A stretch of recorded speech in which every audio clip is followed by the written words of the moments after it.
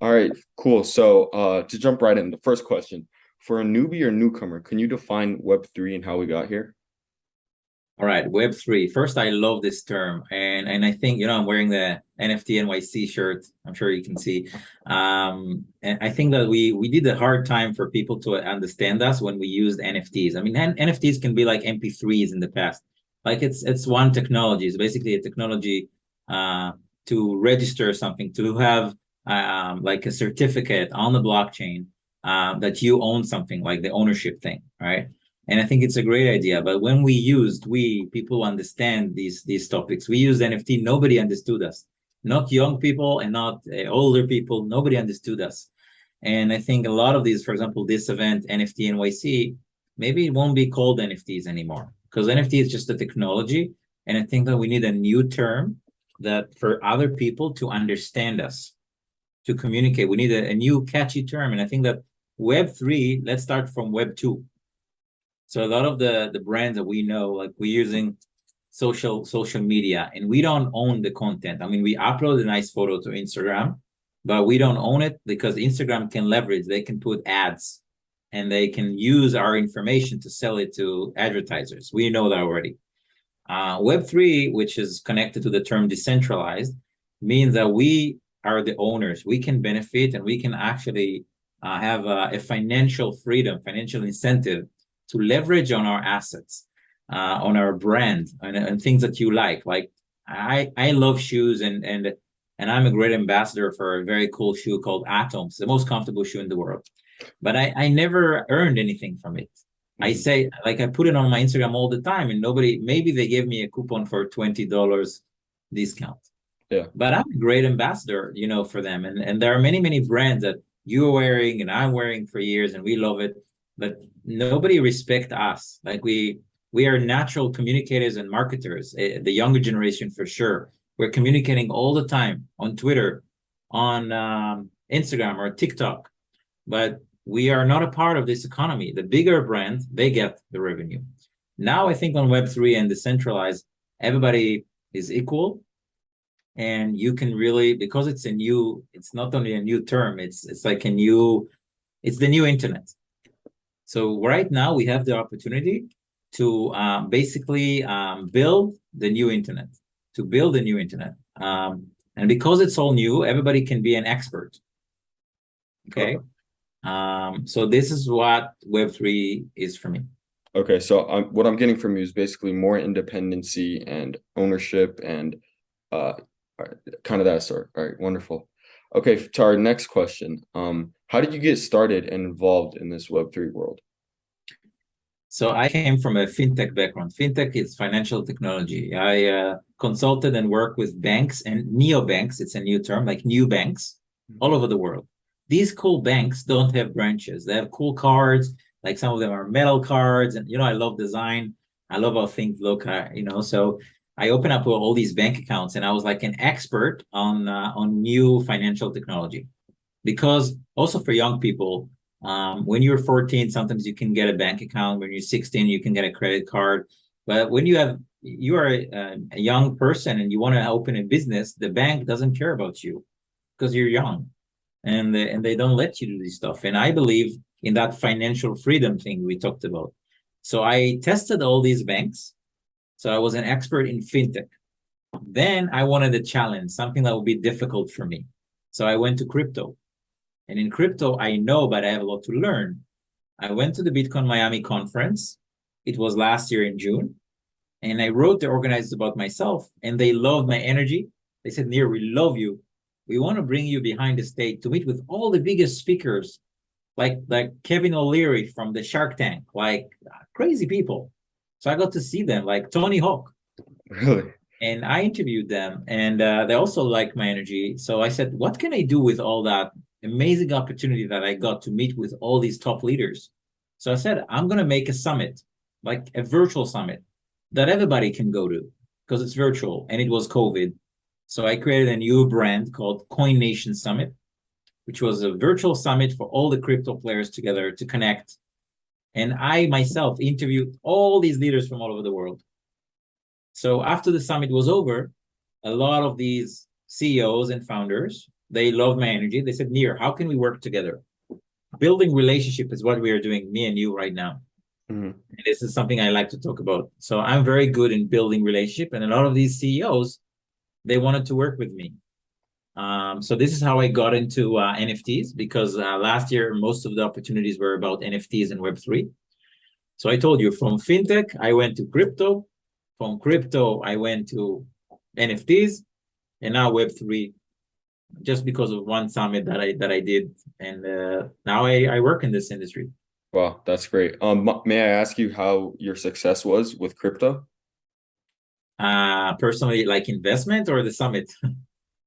Let's go. Could we go both?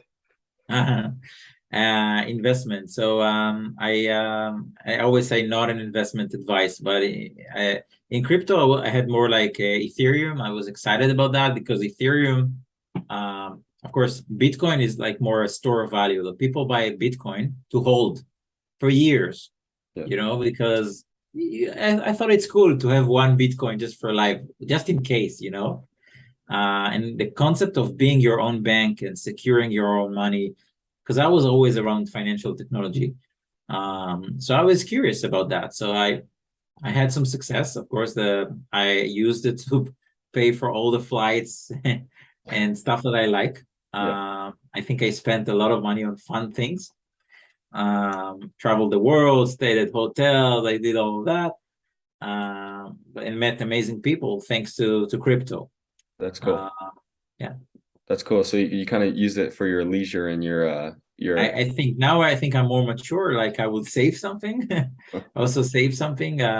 Also, now the markets are down, but I think and I want to be a holder, not a trader. A trader is somebody that every day flips NFTs or flips the coin and try to make uh, some revenue. I was a trader before because I had crypto and suddenly I had a lot of money and I wanted to buy all the flights and all the cool stuff, right? yeah. So I was a trader and I actually don't like it. I want to be a holder.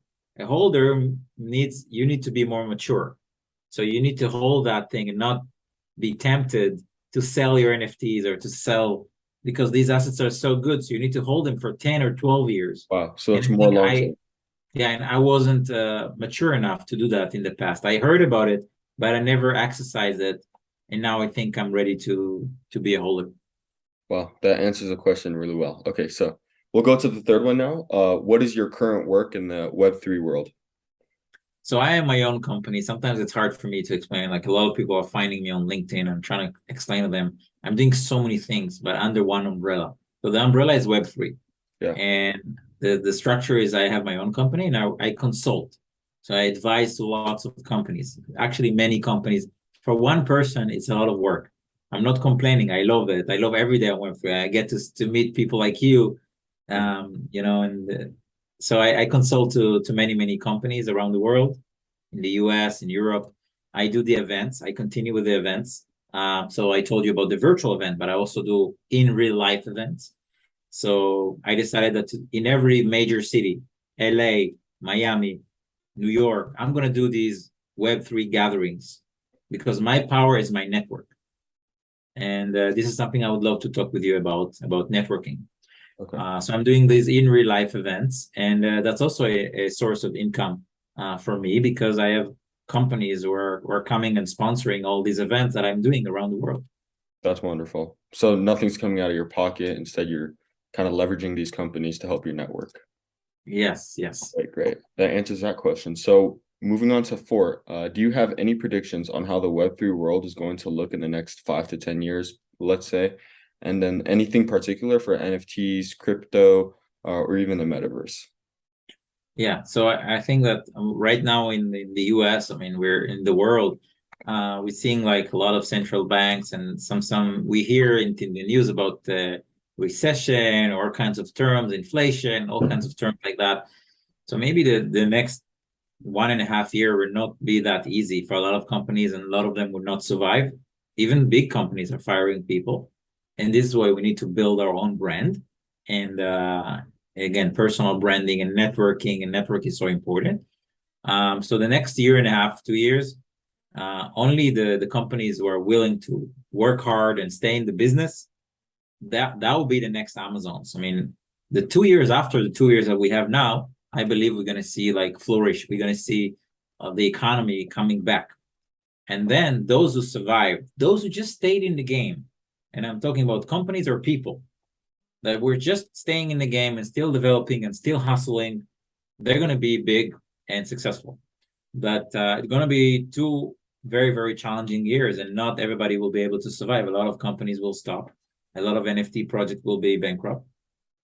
So we need to save our money in the next 2 years and be careful and just stay in the game. And 2 years after, I believe that have the potential to be good. And then you're going to see the real Web3. Then when you're going to say metaverse, everybody will understand you, because it's not going to be one company, or everything will be, called Web3. And then we will go and do so many cool stuff with Nike and other brands that we love, and games and everything will, and the AR, Apple is going to come up with the glasses, and we're going to see AR, like not just like we see today on Snapchat filters, which is cool when you put a filter on Instagram or Snapchat. In the future will be in our glasses, and we're talking 2 years from now. So we just need to hang on in the next 2 years and experiment and test all these technologies, and then the real thing will come, and it will be amazing.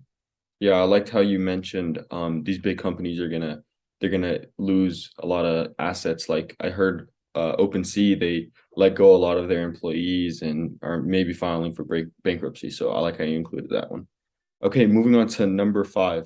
How's your experience at NFT NYC? Obviously, you have the shirt on, so I'm assuming it was good. And are there any networking opportunities there? And are they worth to go to? And last question there, will we see you at any future events? Yes, of course. The last question. I'm making events, so I'm coming to all these big events like NFT NYC, and I'm creating my own small events. Because what did I learn at NFT NYC last year? Because of course I was this year as well, but last year I was there at the Bored Ape party with 50,000 people, and you cannot network, you cannot talk to anybody with loud music and 50,000 people. Believe me, I was there. So one of my lessons from last year was that actually making small events for 300 people, 150 people makes more sense, because you can really talk to me. Like what we are doing now is developing relationship. I could never talk with you like this on a loud party. Never. So that was my lesson from last year. And this year I came to NFT NYC, as you can see on my doodle shirt here. And then I made my own small event on a roof at Seoul, next to the Keith store. And it was amazing, and everybody networked, and I brought artists. We had NFT screens showing like young people, artists, from all over the world, supporting them. It was amazing. So I'm going to continue to create my small events within the big events. So I call them VIP events. Wow. I'm going to do one in Art Basel in Miami. Art Basel is going to be in December. Before that, in November, NFT NYC is coming to London. So I'm going to do an event in London. Wow. And the Bitcoin conference is coming to Amsterdam in October. So already I can tell you about 3 events I'm going to be at. Amsterdam in October, NFT NYC coming to London in November, and Art Basel in Miami in December this year. That's great, because I didn't even know that there were events in Europe, obviously, because I'm in the US. But what I'm getting from you is you're saying that there's more exclusivity, it's easier to network, and if there's a smaller group of people, you could get more out of those people. Yeah, and one more thing, like I keep on mentioning networking. When I was 12, I read a book that changed my life. And the book is called Dig Your Well Before You Get Thirsty. And the idea is a person that teaches his kids to network.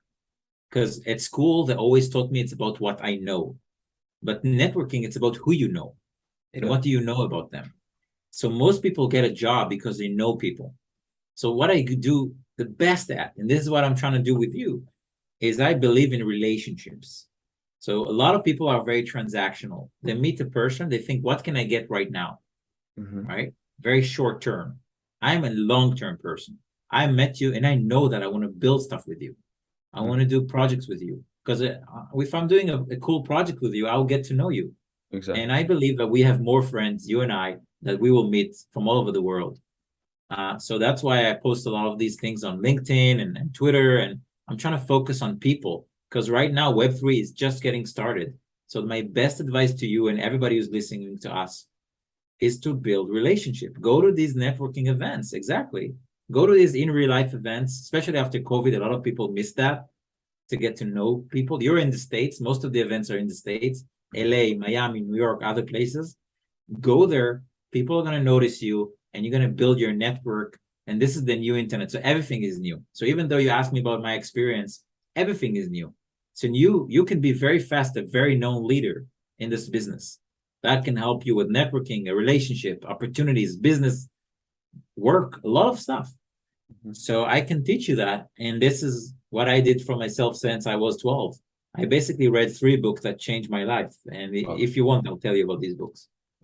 That's great. You were basically a prodigy. That's wonderful. Okay, on to our last question. Is there any advice for the youth from the ages around 13 to 18? That's usually where our following ages are. And to get involved in the Web3 world, such as NFTs, Bitcoin, crypto, stuff like that. So 3 books that changed my life. This is the basic advice. Okay. The first book was How to Do Networking. It's not what you know, it's who you know. The second book was called Purple Cow, which basically it's a marketing book that many people know. And the book says, if you're going to be different, people are going to notice you. So if you're the youngest person at a conference or a meetup, everybody's going to notice you anyway because you're 13 or 15. You're the youngest at that event at NFT NYC. So being different is actually good. And at school, everything they taught me is that being like everybody is good. Like nobody taught me that being different is actually good. So if you're in your business, don't have something unique, like your blog, your podcast. Why would somebody watch your YouTube video? Why would somebody invite you to the US television? You and your brand needs to be different in order for people to notice you. I noticed you when you approached to me on LinkedIn because you were different. You said I'm doing this amazing initiative to onboard the young generation to Web3. You know, I just told you I did the 3 summits, FinTech Nations, Coin Nations, and this year I'm doing the Creator Nations. But next year, maybe together with you, I'm going to do the Gen Z Nations. Wow. Yeah. So it's a good idea, actually.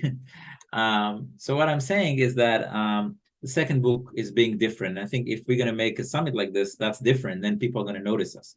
And the third book was How to Win Friends and Influence People, which is something that was written 80 years ago about emotional intelligence. How do people get to be likable? How people with emotional intelligence will earn more money and more opportunities than others. So these 3 books changed my life.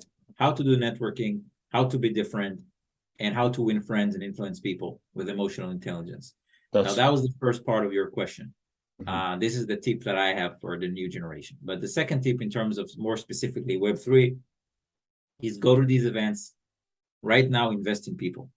I know many young people who are artists and they're doing drone photography or travel photography. They have a camera.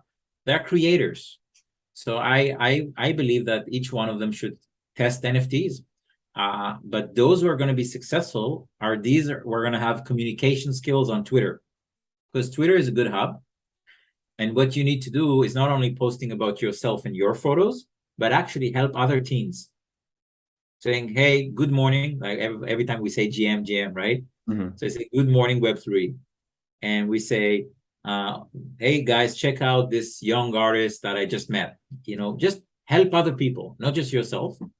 Just like the content that you're putting out there, you're helping other people.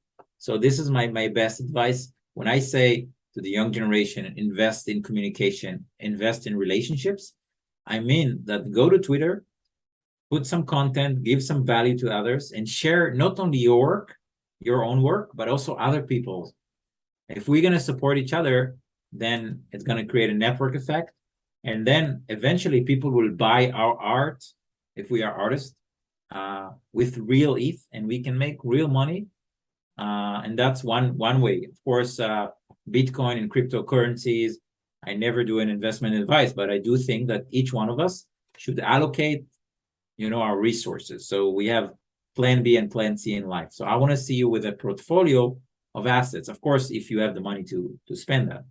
I love the doodles. It's not an investment advice, but I knew that they're the future because I invest in the team and I saw that the team is amazing. Wow. So this is my investment advice in terms of how do you invest in NFTs? You try to see who is the team behind it. And if they're good, they're going to survive the economic crisis that we're going to have in the next 2 years. And with doodles, for example, to get involved with these teams and to see the background and see what's going on, do you advise that we go to these events and look at the teams? It's coming from your mouth. It's amazing. Okay. It's amazing. If people are watching us, we'll go to these events. People are going to notice them. You need to dress up.